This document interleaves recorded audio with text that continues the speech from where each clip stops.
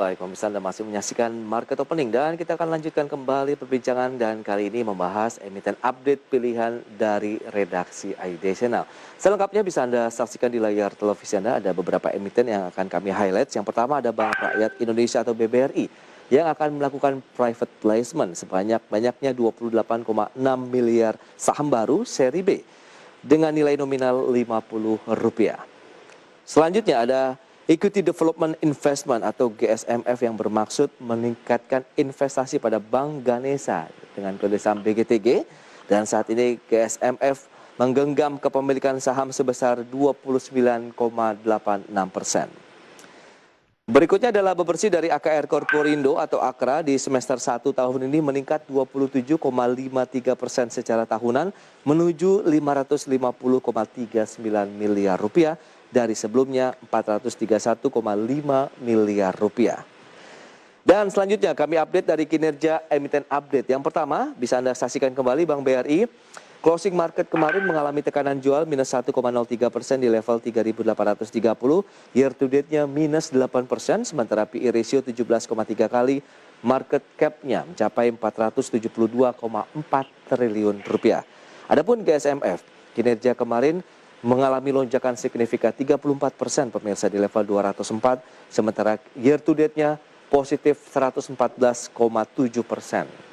PE ratio sekitar 41,7 kali dan market cap 1,5 triliun.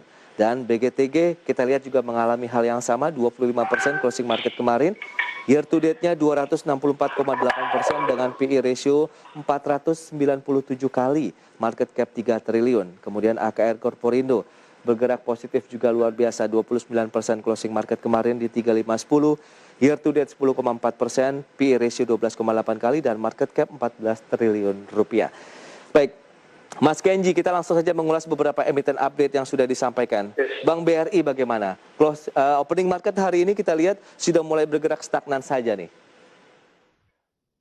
Ya, BRI itu kan seperti kita tuh memang dia sudah ada rencana isi jumbo di luar yang seri B ini kan, Mas.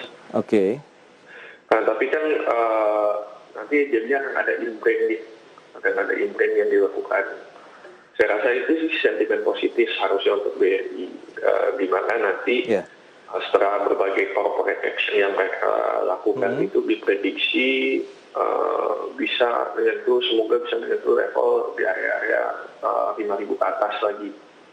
Itu yang diharapkan nanti, karena kan planning bisnis ke depannya dari BRI sendiri dengan membentuk BUMN Super Mikro ini, saya rasa akan menguatkan spesialisnya, lini bisnisnya spesialis Bank BRI juga untuk usaha-usaha mikro dan kecil sampai hingga menengah gitu, Mas.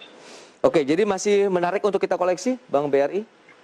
Yes, menarik selama secara teknikal masih oke, saya rasa boleh cipin tapi sedikit-sedikit aja lah. Oke, current price boleh kita riding tidak atau menunggu ada pelemahan sedikit masuk di Bank BRI? Lebih baik buy on weakness saja. Baik. Apalagi asing seperti kita masih ada exit beberapa saham bank konvensional.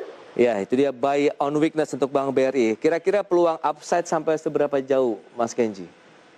Kalau peluang upside sekarang untuk BRI sendiri, sambil menunggu proses corporate action yang berjalan sih, masih bisa kita target jangka dekat di area-area 4.000 itu kita harapkan bisa achieve lah. Sampai 4.000 ya peluangnya. Oke, itu dia untuk Bank BRI.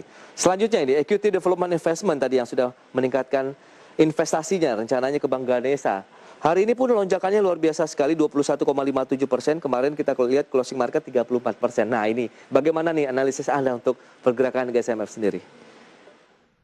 Karena dia juga ikut dalam secara langsung menambah modal untuk Bank Indonesia juga ya. Jadi saya rasa sentimen positif Pak, sebagai katalis positif untuk meningkatkan modal intinya juga. Dari tahun ini kan minimal sebesar kurang lebih 2 triliun dan diprediksi untuk 3 triliun untuk 2022. Saya rasa jadi untuk market itu kan merupakan sentimen positif, sehingga kalau untuk GSMF-nya sendiri kemarin itu kita sempat analisa sedikit. Nah, untuk GSMF sendiri kita untuk bisa take off jangka pendek itu di area-area 278 dengan target jangka pendek di 278. Oke, 278 itu target jangka pendek. Jadi masih ada peluang cuan ya. Masih ada peluang cuan di sini. Oke, kalau yang sudah punya di-keep saja kemudian dilepas di 278. Begitu ya, Mas ya? Yes, target terdekat di 278. Baik, bagaimana dengan BGTG-nya nih yang mau menerima dana segar dari GSMF? BGTG. Kalau untuk BGTG-nya saya rasa better buy on weakness aja. Karena technical juga masih kurang menarik sekarang ya saya rasa. Oh ya, sekarang sudah mulai terkena aksi profit taking ya, minus 1%-an bahkan sudah. Betul, sudah masuk fase overbought juga. Jadi better nanti kita buy on weakness lah, tunggu agak koreksi sedikit, koreksi wajar, nanti baru ride the wave lagi.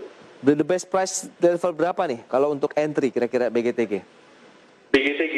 Iya. Oke. BGTG. Apakah masih ada peluang untuk kita mengambil posisi lagi, kemungkinan ada rebound lagi ke depan? BGTG kalau mau mulai anti bisa ada 220, sudah bisa mulai koleksi sedikit-sedikit. Oke, 220 ya? Yes. Berarti bisa cicil beli dari level-level sekarang sampai 220 begitu, Mas? Yes, 220. Ini mereka secara teknikal kalau oke, bisa kalau ada koreksi lagi bisa cicil dikit-dikit lagi untuk average. Kemudian reboundnya? Reboundnya sih, untuk rebound sih terdekat. Kalau area kita udah entry di 220 sih masih di area 260, 262 untuk target kita terdekatnya. Oke, 262 kurang lebih? Iya. Oke, dengan sekarang posisi dari pergerakan dari BGTG itu berada di level 268, Mas, minus 0,7. Berarti ada peluang di atas itu untuk penguatan BGTG? Kalau peluang penguatan saya rasa masih di area-area tersebut ya, sekarang 270 juga ya. Jadi saya rasa agak sulit untuk menembus level 270 ke atas. Oke, itu dia untuk BBRI, GSMF, BGTG. Di segmen berikutnya kita akan bahas beberapa rekomendasi saham pilihannya dari Mas Kenji, dan pemirsa kami akan segera kembali usai pariwara berikut ini.